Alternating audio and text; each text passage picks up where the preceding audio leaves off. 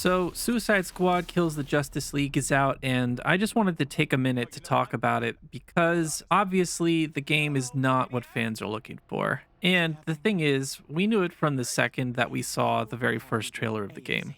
Now, they ended up delaying the release of the game for quite a while, and they allowed for some folks to get into a test. I don't know, it was about a month ago or so. And I was actually one of the folks that got into it. Now, at the time, they had an NDA that said that you couldn't talk about it, you couldn't release any footage of it, and that it was just so that you could play and provide feedback, which I did. As I played through that demo, a couple of things really jumped out to me. Now, have I played the full release game? No, I have not. Will I buy the full release game and play it? Absolutely not. I will not do it. And I wanted to make this video because I knew from the trailer, from the demo, that I wasn't going to play the game, that I wasn't going to buy the game. But I also was I was a little surprised. And the reason I was surprised was because there is something to this idea. The idea of the Justice League being the bad guys is utterly terrifying if you think about it. Because if you take away the restrictions that these heroes impose on themselves because they're heroes, it's a pretty scary thing. I mean, we've all seen Homelander in The Boys. We've all seen what he's capable of and how scary he can be for people who really can't match his power. And now take that and apply it to the real character that Homelander's based off of, Superman, and you've got one scary dude. And I think that this game is very Jekyll and Hyde. And what I mean by that is there is clearly a part of this game that wants to be like the Arkham series, that wants to have that gritty, deep down story that has an edge to it. Although in this case, they have the characters of the Suicide Squad, which are admittedly goofy and silly and stupid, but there is something to certain set pieces, certain cinematics in this game, which make you believe that this game could have been a hell of a lot better. Now, obviously, we all know that Rocksteady is capable of more. They have made incredible games in the past, in particular, the Batman games. And Batman is, obviously, this is not a spoiler, Batman's in the game. The reason I was surprised was because some of those story elements and the general idea behind this entire project are very intriguing, right? How can someone like the Suicide Squad, Harley Quinn, Deadshot, Captain Boomerang, and King Shark, these four fools fight any of these heroes? I mean, Batman, you would think, would be their best chance because he's human without any special powers. And in the game, it feels like, or at least the demo that I played, there was a section against Batman, and you didn't feel like you had a chance in it. You felt like it was just a matter of time. So there is that underdog element to this, which could have been great. There is this good guys gone bad and how terrifying their powers actually are from the other side. You know, you never really think about from the criminal's point of view, like, holy crap, these guys are ridiculously overpowered. How the hell are we supposed to stop them? And this could have been the game that puts you in their shoes. Well, it's not.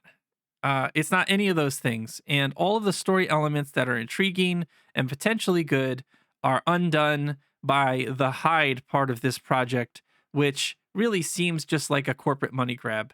I mean, the fact that they turned this into a live service game and a shooter, a looter shooter, whatever you want to call it, with their little care packages and your unlocks and all this dumb crap and turn it into 12 seasons.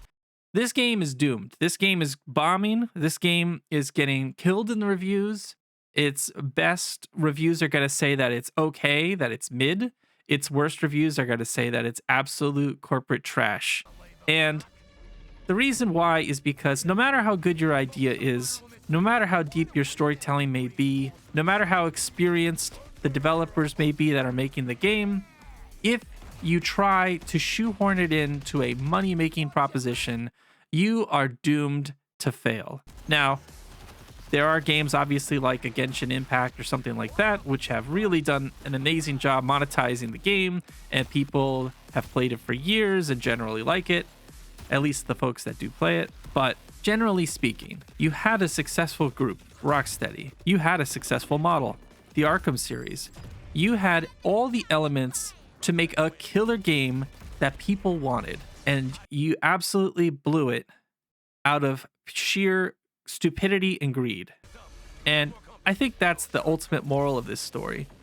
Could Suicide Squad Kills the Justice League have been a really cool experience, a really fun game, a game that had a great story, that had insane cinematics and insane events that occur, and really built up this tension of these four losers trying to beat Superman and the Green Lantern and the Flash? Yeah, it could have done it, but the actual gameplay is so run of the mill. It's so brain dead. It's so stupid. And it's designed to waste your time. It's designed to take your money. It's designed to be bad. The end goal was the priority. Make a live service game that grinds money out of its customers. Take your intellectual properties and milk them for every dollar you can.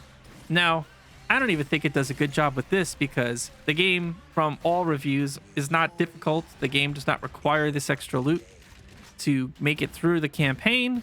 And honestly, it just doesn't look like it's worth playing. The folks who are playing it aren't having fun. That's like the worst case scenario. You have a game loop that's not fun. You have gameplay that's not fun. You have an entire loop that's designed to engage the customer and get their money as long as it can. And honestly, with this short campaign and their designs on 12 seasons, like they've lost their minds. They're in Never Never Land with this. This is never going to work. Never was going to work. But if I had to guess, I would say that this was not the original idea for the game.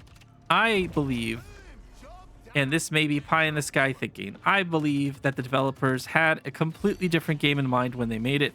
I believe they were going for something more like the Arkham series, except you throw four lovable goofballs in it. And I think that ultimately the call came from somewhere else. It came from above. And the result is the tragic dumpster fire that is Suicide Squad Kill the Justice League. Now, as far as the pre-release reviews and all that stuff, I mean, that's just kind of a cowardly thing. Anyone who played the beta, anyone who was paying attention to the releases, anyone who saw that first trailer and thought to themselves, my God, this looks generic and stupid. I mean, it's no surprise that the game was going to get slammed. But for them to then just go out there and say, okay, well, we're not going to send review copies to anyone, just sounds like they're trying to get as many sales as they possibly can just based off the name. Now, they may try to defend it by saying that, oh, well, we weren't going to get a fair shake anyway, so we'd rather give it to our fans and let them decide.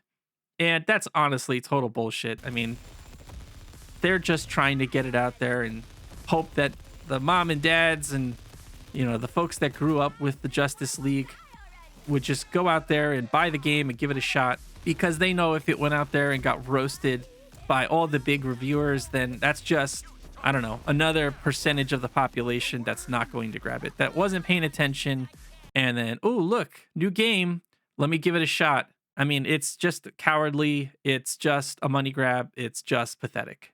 Now, the crazy part of this whole thing is it's not very good at trying to get money from its customers. It's also not very good at running. I mean, the fact that these servers were all screwed up in the beginning, the fact that you can't play it offline, the fact that you can't play through the campaign single player unless the servers are up. I mean, just an absolute disaster. Again, I'm not trying to defend this thing. Obviously, I've been slamming it this entire video. I'm also not trying to say that I went through and played the whole thing, because I gotta be honest with you, I respect my time too much for that. But what I am trying to say is, I think I'm not alone in saying that I'm sad with how this game came out. Not like it's soul crushing or anything like that, but just, it's just a pathetic attempt at trying to milk the customers, at trying to milk the IP. And it could have been good. It could have had promise. It could have been something that people actually enjoyed. And I think it was an idea that folks were interested in. It's just so pathetic and sad that it came out like this. And it was so predictable.